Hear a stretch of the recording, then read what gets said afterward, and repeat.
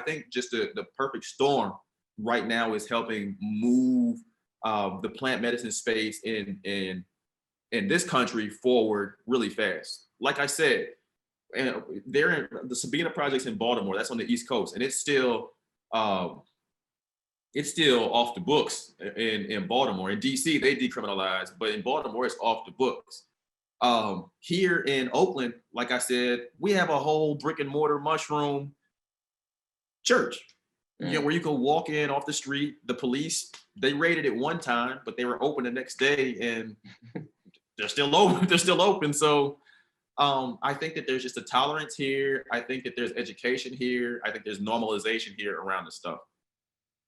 All right, I've still got the thing that I wanted to talk about regarding the subject, but I now want to go into the church because that's another segue. So please, you should share more about the church. I find that really interesting. This church in Oakland, that's the Mushroom Church. You refer to, why is it the Mushroom Church? And just share more, like, how does that flow? How does that work?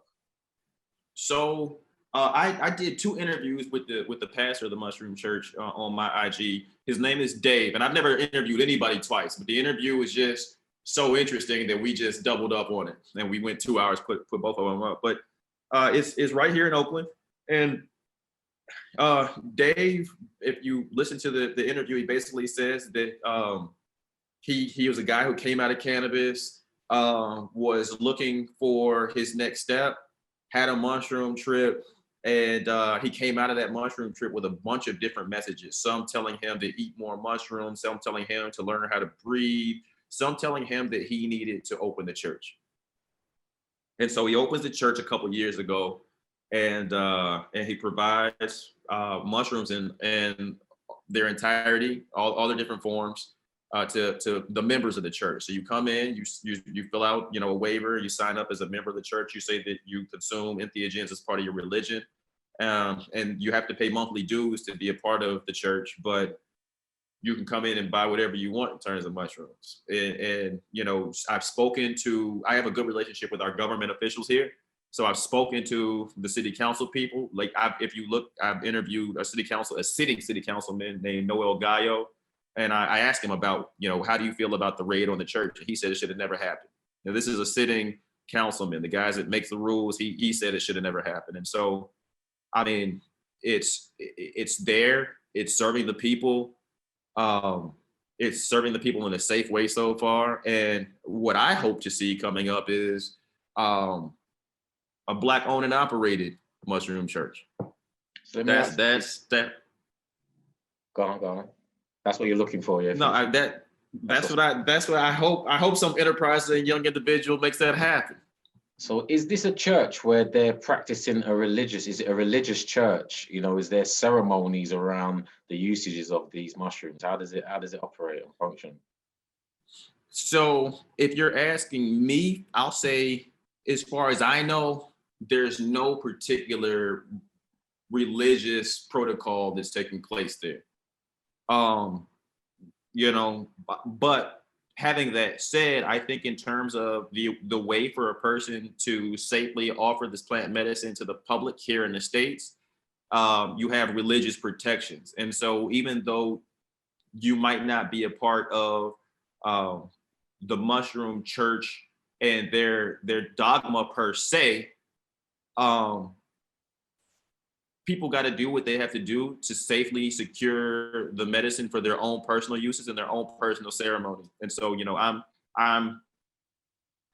I'm never one. If you believe a dude died, was left in a cave for 3 days, and then all of a sudden just popped back on the other side, he was alive after 3 days, then, I'm not one to point fingers and judge other people's religion, is what I'm saying. All right, no, I respect that. So it's a nice little segue to a mutual place and space that we've both been to, and I guess are invested in different ways, but for the same common cause, where you'll find many churches on the corners of these places in the Caribbean islands. Oh yeah. Churches, but they're definitely not mushroom churches just yet.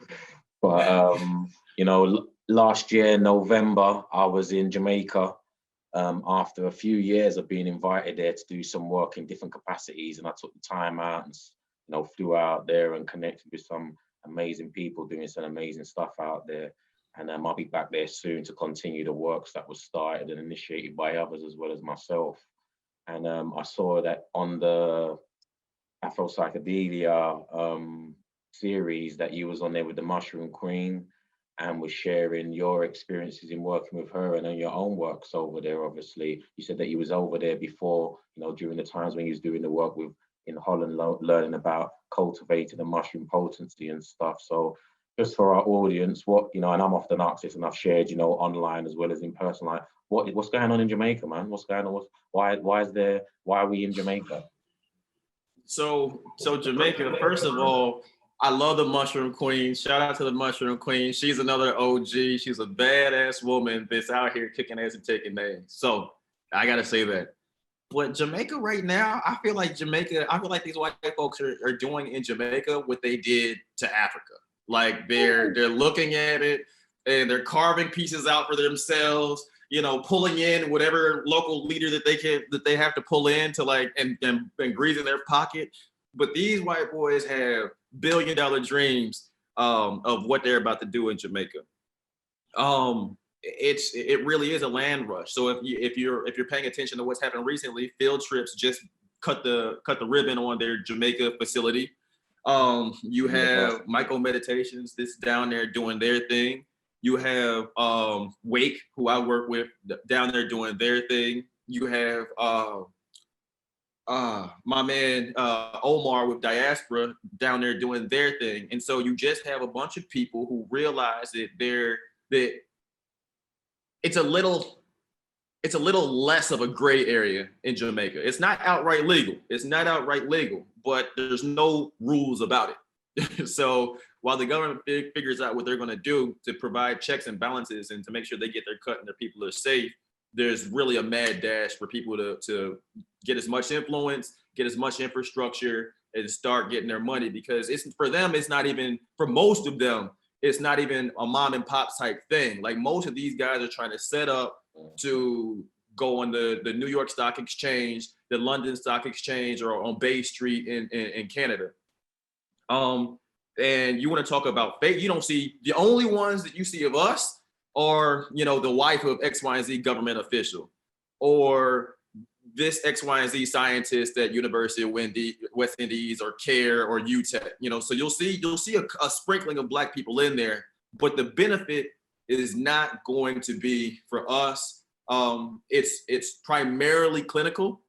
And what I'm down there doing is trying to carve out a big enough space for me and people that look like me, meaning amass as much influence as I can. So when it comes time for me to pull other people in, I'm there. And I'm trying to chart my own track. So I spent some time down there with the Maroons, talking with them about some of their traditions and how the plant medicine integrates into what they're doing. Ultimately, I want to do retreats down there, but I want to do Black-centered retreats. So, Port Antonio is nice. It's historic. It's almost untouched by tourism, but they have a very close connection to the land and a very close connection to the Maroons. And so I'm trying to figure out ways that I can pull something that's meaningful for us, that honors our ancestors and gives Black folks a chance to go have these sorts of journeys in a non-clinical sort of way.